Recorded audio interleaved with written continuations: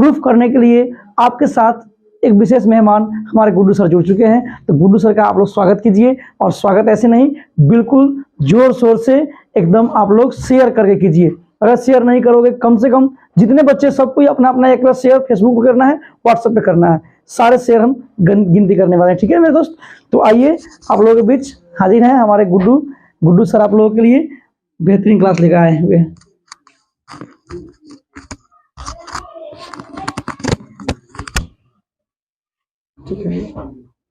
Thank you Kundan sir, आप सबको बहुत बहुत धन्यवाद और शुभकामनाएं। आपका एग्जाम अच्छा जाए और आपके लिए हम बेहतर से बेहतर काम करने का प्रयास कर रहे हैं। हम लोग नाइट में अभी आपके साथ जुड़े हुए हैं, ठीक है, तो आप लोग इस बात को ध्यान दीजिए और आप लोग थोड़ा सा मेहनत को एकदम चलते शुरू कीजिए सर। तो आज का हमारा टॉपिक है मिरर फार्मूला, यानी दर्पण सूत्र। दर्पण सूत्र बोर्ड एग्जाम में 5 मार्क्स का 5 नंबर का आपके बोर्ड में आता है, तो जरा ध्यान से समझिएगा। एक बार अगर आप इसको समझ लेते हैं तो रटने की जरूरत नहीं है, इसको समझना है। देखिए, तो मिरर फार्मूला को प्रूव करने के लिए मैंने एक अवतल दर्पण लिया, एक कनकेव मिरर लिया। तो आपको भाषा वही बनाना है, जो जो आपको फिगर में दिखाई दे रहा है, जो जो चीजें हमने लिया है वही भाषा में सेम टू सेम लिखना है। आपको भाषा रटना नहीं है। ध्यान दीजिए, मैंने एक अवतल दर्पण लिया, एक कनकेव मिरर लिया। इसका दर्पण लेने के बाद क्या करते हैं हम? सबसे पहले दर्पण लेने के बाद हम उसका ध्रुव बनाते हैं। ध्रुव के बाद उसका प्रिंसिपल एक्सिस यानी प्रधान अक्ष बनाते हैं।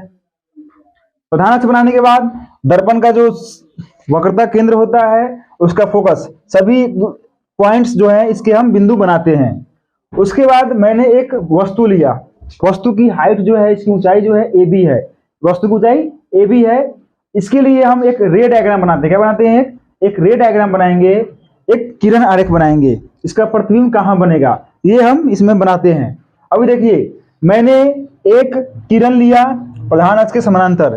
तो प्रधान अक्ष समानांतर जो किरण जाती है वह परावर्तन के बाद दर्पण के फोकस से होकर वापस लौटती है। दूसरी किरण मैंने लिया वक्रता केंद्र से। तो आपको पता है कि वक्रता केंद्र से जो किरण आती है वह दर्पण पर लंबवत आपती होती है, अर्थात वह अपने पथ को दोहराती है। जैसे वो आया था वैसे सेम टू सेम लौट जाएगा, यानी कि ये किरण है। अब दोनों जो परावर्तित किरणें हैं जिस बिंदु पर कटती है, आपको पता है कि परावर्तित किरणें जिस बिंदु पर मिलती है या जिस बिंदु पर कटती है उसके इंटरसेक्शन पॉइंट को, यानी point of intersection of reflecting rays is called as image. परावर्तित किरणों के कटान बिंदु को प्रतिबिंब कहते हैं। अर्थात यहाँ पे इस वस्तु AB का एक वास्तविक और उल्टा प्रतिबिंब A' B' बनता है। ठीक है, ये आपका किरण आरेख हो गया। मुझे एक और किरण लेने का मन कर रहा है। मैं एक किरण लेता हूं इस दर्पण के पोल पे। इसके पोल पे एक किरण लिया मैंने ध्रुव पे। तो ध्रुव पे आपको पता है कि जिस जो आपतन कोण होगा सेम वही क्या होगा, आपका परावर्तन कोण वही होना चाहिए। तो परावर्तन का नियम पढ़ा होगा आपने। एक और किरण लिया मैंने जो ध्रुव से गया। अभी ये तीनों किरणों का जो कटान बिंदु है, तीनों किरणें मतलब तीनों परावर्तित किरणें, इसका जो कटान बिंदु है वो वस्तु का प्रतिबिंब होगा।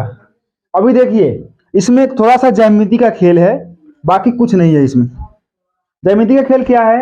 एक तो चीज आपको ये समझना होगा, पहला समझना क्या होगा कि अगर मानते हैं कि ये जो पॉइंट है, अगर ये O है, क्या है? O है, छोड़ देते हैं इस पॉइंट को, लिखते नहीं है। आप बताइए कि ये जो लेंथ है, ये जो लेंथ है और ये जो आर्क है, जो कर्व है, जो मुड़ा हुआ है, दोनों बराबर होगा। यानी कि हम इसको ना लेकर PM को AB के बराबर ले सकते हैं। AB के लगभग बराबर क्या होगा? PM होगा, लगभग, क्योंकि ये पैरेलल है और ये थोड़ा सा लगभग लेना पड़ेगा आपको सिद्ध करने के लिए। ठीक है, तो अभी देखिए, हमें यहाँ पे समरूप त्रिभुज दिख रहे होंगे। कौन सा? एक त्रिभुज दिख रहा है हमको। कौन सा समरूप त्रिभुज दिखेगा? एक त्रिभुज मुझे दिख रहा है, ये A' B' और F, और ये इसका सामने वाला। कैसे समरूप त्रिभुज है? देखिए, इसका सम्मुख कोण, इसका सम्मुख कोण, दोनों क्या है? सम्मुख कोण है। इसका ये कोण और इसका ये कोण, दोनों क्या है? सम्मुख कोण है। ये दोनों बराबर होंगे। ठीक है, अब देखिए, ये वाला जो है ये 90 डिग्री और यहाँ पे ये 90 डिग्री, यानी ये दोनों त्रिभुज क्या होंगे? आपस में समरूप त्रिभुज होंगे। तो आपको पता है कि समरूप त्रिभुज क्या होती है? उनके संगत भुजाओं का अनुपात बराबर होता है। पहले भाषा को लिख लेते हैं। भाषा क्या लिखेंगे हम? कि माना कि माना कि एक अवतल दर्पण है जिसका ध्रुव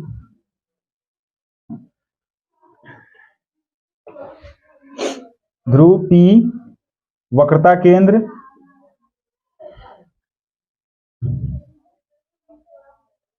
C तथा फोकस F है के सामने एक वस्तु AB रखा गया है जिसका प्रतिबिंब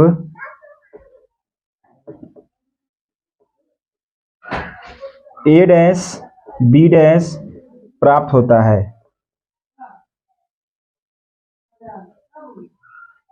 जैसा कि किरण आरेख में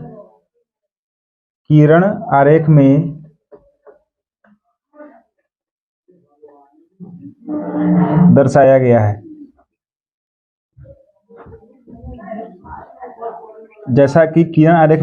गया है। एक अवतल दर्पण लिया जिसका ध्रुव P है, वक्रता केंद्र C है, फोकस F है, उसके सामने एक वस्तु AB रखे, उसका हमने किरण आरेख बनाया। पहला किरण प्रधान अक्ष के समानांतर लिया, तो आपको पता है, मैंने पढ़ाया भी आप लोगों को कि प्रधान अक्ष के समानांतर जो किरण जाती है वो दर्पण से परावर्तन के बाद फोकस से लौटती है। दूसरा किरण मैंने लिया वक्रता केंद्र से आपको पता है कि जो किरण जाती है वह परावर्तन के बाद पुनः उसी पथ पे लौट जाती है। एक किरण तीसरा लिया मैंने जो दर्पण के ध्रुव पर आपतित हुआ, तो जिस कोण पे आएगी उसी कोण पे वापस चली जाएगी परावर्तन के नियम के अनुसार। ये हमने किरण आरेख बनाया और इन सारी बातों को इसमें भाषा में हमने लिख दिया। तो आप एक स्क्रीनशॉट ले सकते हैं इस लैंग्वेज को, क्योंकि इसको हम मिटाएंगे, जगह नहीं है इतना। अभी देखिए, ले लीजिए स्क्रीनशॉट आप। Okay, thank you.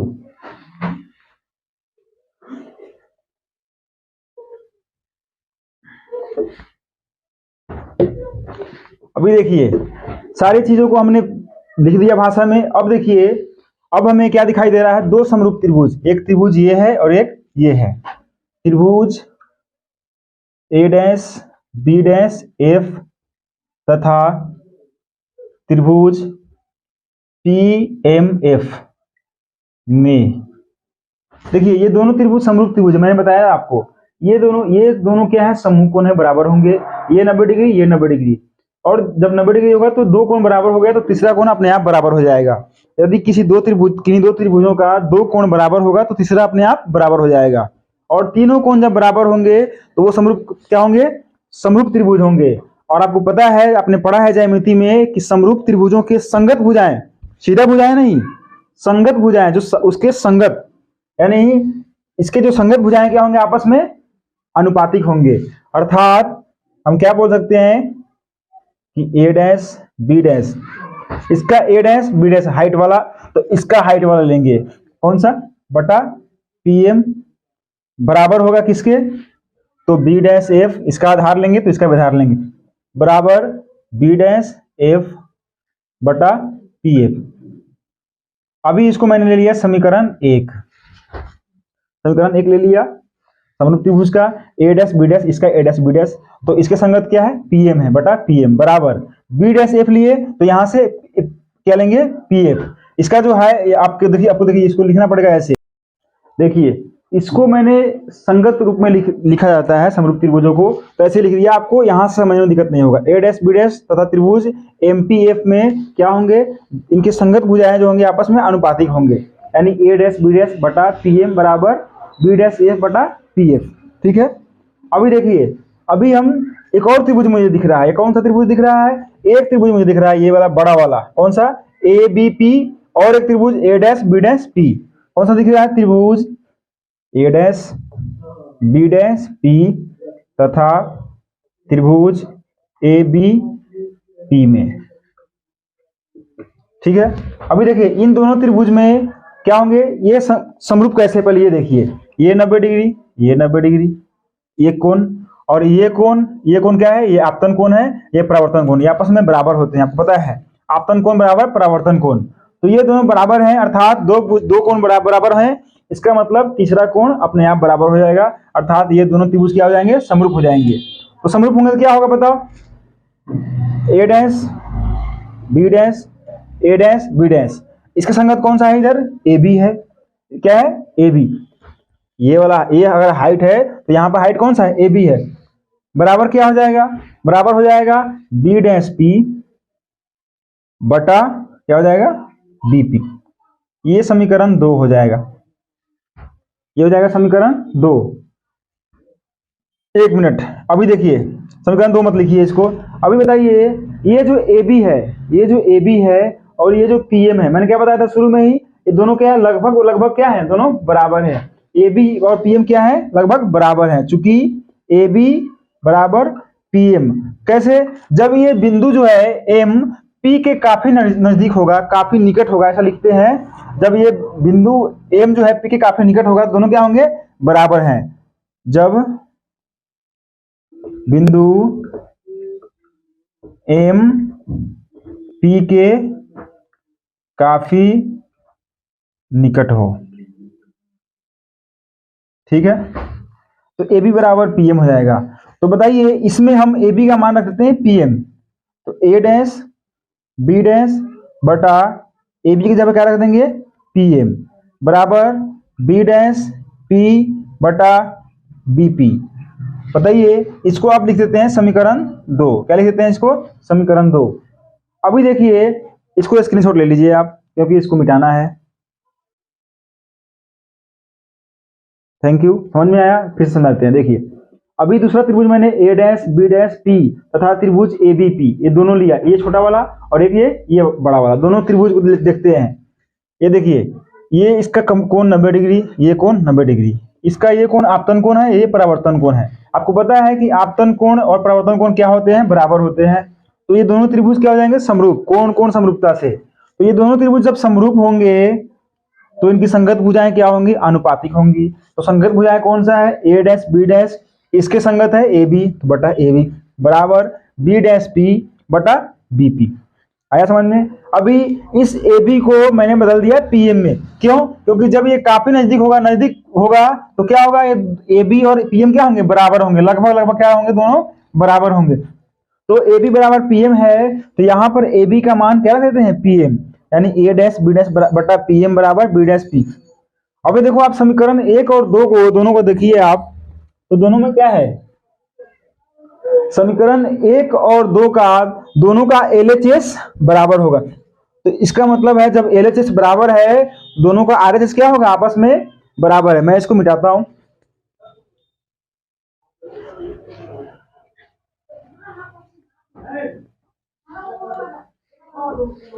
समीकरण 1 एवं 2 से LHS बराबर है तो RHS बराबर हो जाएगा। LHS में, RHS में क्या था, इसका था B dash F by P F बराबर हो जाएगा बी डैश पी बटा बी पी। ये हमको प्राप्त होता है। अभी बताइए कि दर्पण में कोई भी दूरी हम लोग कहाँ से नापते हैं, तो दर्पण में कोई भी दूरी हम लोग मापते हैं दर्पण के ध्रुव से, पी से, क्योंकि ध्रुव को मूल बिंदु लेकर, पढ़ा था ना आपने चिन्ह परिपाटी में, ध्रुव को मूल बिंदु लेकर प्रधान अक्ष को एक्स अक्ष और ऊपर वाले वर्टिकल को क्या लेते हैं, वाई अक्ष लेके हम लोग चिन्ह परिपाटी बनाते हैं। यानी ध्रुव आपका होता है मूल बिंदु। कोई भी दूरी कहाँ से नापते हैं, आपका ध्रुव क्या है, मूल बिंदु। कोई भी दूरी कहाँ से नापते हैं, पी से। तो जितने भी इसमें टर्म है, इसमें सबको पी में बदलना पड़ेगा। पी में बदलेंगे तब तो दूरी पी से ना पाएगा। तो देखिए B dash F, B dash से एफ की दूरी को हम चेंज कर सकते हैं बी डैश पी, ये पूरा वाले में से पी एफ काट लेंगे। ये पूरा वाला जो है B dash P minus P F, यही तो है बी डैश एफ। अर्थात बी डैश एफ को लिख सकते हैं B dash P minus P F बटा पी एफ। यह पी इसमें है, ये दूरी पी से नापी हुई है। इनको भी चेंज करने की जरूरत नहीं है, क्योंकि इनमें दोनों में क्या है, पी है, और ये दोनों नापे का कहां से गए हैं, पी से। इनको चेंज करने का जरूरत आपको नहीं है। अभी देखिए, अभी जैसे हमने चेंज किया, हमको क्या मिला कि बी डैश पी, बताओ ध्रुव से प्रतिबिंब की दूरी क्या होती है, तो ध्रुव से बी डैश पी क्या है, ध्रुव से प्रतिबिंब की दूरी। बी डैश पी क्या है आपका, प्रतिबिंब दूरी। बताओ प्रतिबिंब दूरी ये माइनस में होगा कि प्लस में होगा, तो अगर पी को मूल बिंदु लेंगे तो इधर बाएं वाली क्या हो जाएंगे, माइनस में, और दाहिने वाले प्लस में, सारा चीज आपका माइनस में ही है। तो बी डैश पी क्या है, प्रतिबिंब दूरी। प्रतिबिंब दूरी को हम लोग लिखते हैं भी, क्या लिखते हैं, भी। प्लस में है कि माइनस में है, तो माइनस में है। वास्तविक प्रतिबिंब है तो माइनस में ही होगा, तो यहां पे लेंगे आपको बी डैश पी को हम लेते हैं माइनस भी, क्या लिखते हैं, माइनस भी, और माइनस तो यहां पे है। और पी एफ, पी से एफ की दूरी क्या होती है, फोकस दूरी।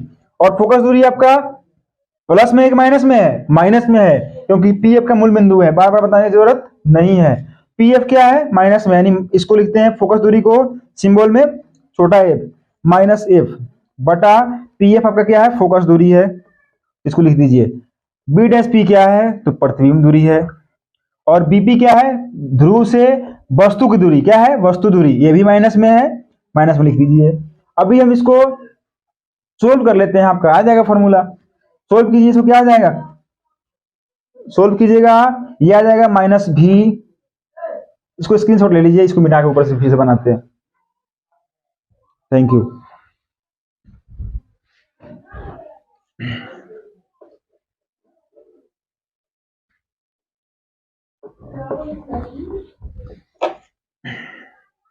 अभी आपका आ गया माइनस भी प्लस एफ बटा minus f is equal to, इधर था भी और बटा यू, माइनस माइनस दोनों कैंसिल हो जाएगा।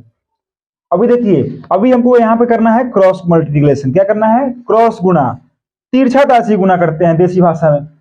इसमें गुणा करो, इससे यू से गुणा करते हैं भी में, माइनस यू भी, फिर यू से गुणा करेंगे एफ में, plus u f is equal to, v से गुणा करते हैं एफ में, माइनस में है तो माइनस यहाँ पे लगा देंगे, माइनस पहले से यहाँ पे था।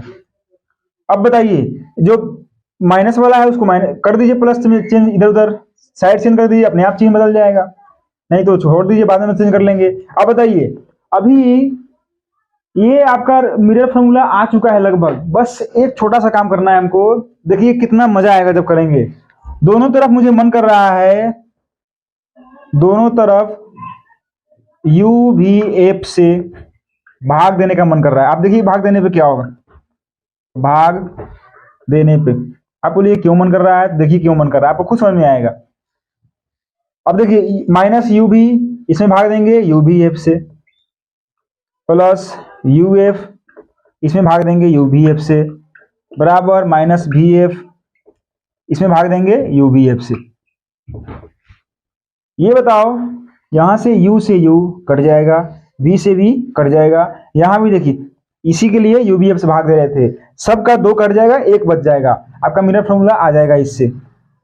u से u कट गया, यहाँ v से v कट जाएगा और f से f कट जाएगा। अभी जो जो बच गया आपका उसको लिख दीजिए, क्या क्या बच गया आपका। यहाँ पे क्या बच गया बताओ, इसको स्क्रीनशॉट लीजिए। यहाँ पे आपका बच गया f माइनस 1 बटा एफ, प्लस यहाँ बच गया v बटा 1 बटा v इज इक्वल टू यहाँ पे माइनस 1 बटा u। अभी इसको बस साइड चेंज करना है, बस साइड चेंज करना है, माइनस को उधर भेज दो प्लस हो जाएगा। अब यहाँ पे 1 बटा v, ये माइनस वाला इधर आएगा तो प्लस हो जाएगा, 1 बटा u बराबर, ये माइनस है उधर जाके प्लस हो जाएगा 1 बटा f। और इसी को आप लोग पढ़े होंगे, ये क्या है, यही तो है दर्पण सूत्र, यही तो क्या है, दर्पण सूत्र, यही है आपका दर्पण सूत्र, ये है आपका दर्पण सूत्र। अभी देखिए कभी कभी एग्जाम में दर्पण सूत्र के अलावा आवर्धन सूत्र भी पूछ देता है। जब हमने इतना मेहनत किया तो थोड़ा सा और मेहनत करना है। क्या करना है, आप याद कीजिए समीकरण 1 और 2 क्या था, तो समीकरण 1 और 2 में से बस समीकरण एक को याद कीजिए, उससे आपका हो जाएगा आवर्धन सूत्र। कैसे होगा बताते हैं, इसको मिटाता हूं मैं, आप स्क्रीनशॉट ले लीजिए। समीकरण एक में क्या था, किसी को याद है?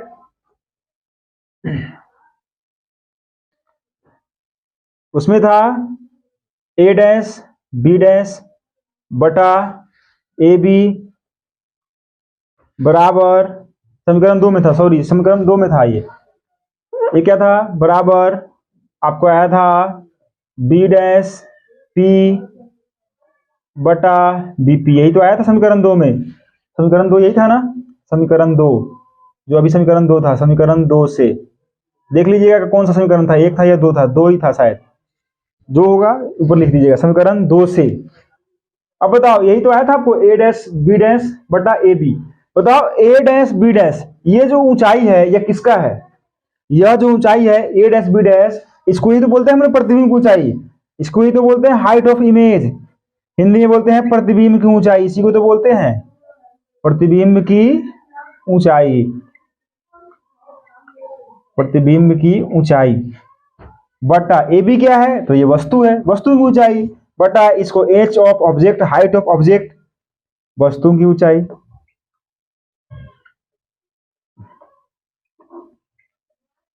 बराबर B dash P, B dash P ध्रुव से प्रतिबिंब की दूरी, तो प्रतिबिंब दूरी माइनस भी, बटा बीपी, बीपी ध्रुव से वस्तु की दूरी माइनस में यू। बताइए प्रतिबिंब की ऊंचाई और वस्तु की ऊंचाई का अनुपात को क्या बोलते हैं हम लोग? इसी को बोलते हैं एम, इसी को बोलते हैं आवर्धन। क्या बोलते हैं? आवर्धन। बराबर आपका क्या हो गया, v बाई यू, यानी आवर्धन सूत्र इसी को बोलते हैं। आवर्धन M is equal to v by u, प्रतिबिंब दूरी बटा वस्तु दूरी, दोनों का अनुपात को क्या बोलते हैं? आवर्धन बोलते हैं। ये आपका हो गया आवर्धन सूत्र, ये हो गया आपका आवर्धन सूत्र, यानी कि आपका दर्पण सूत्र भी और आवर्धन सूत्र दोनों इसी के साथ हो गया सीधे। Thank you.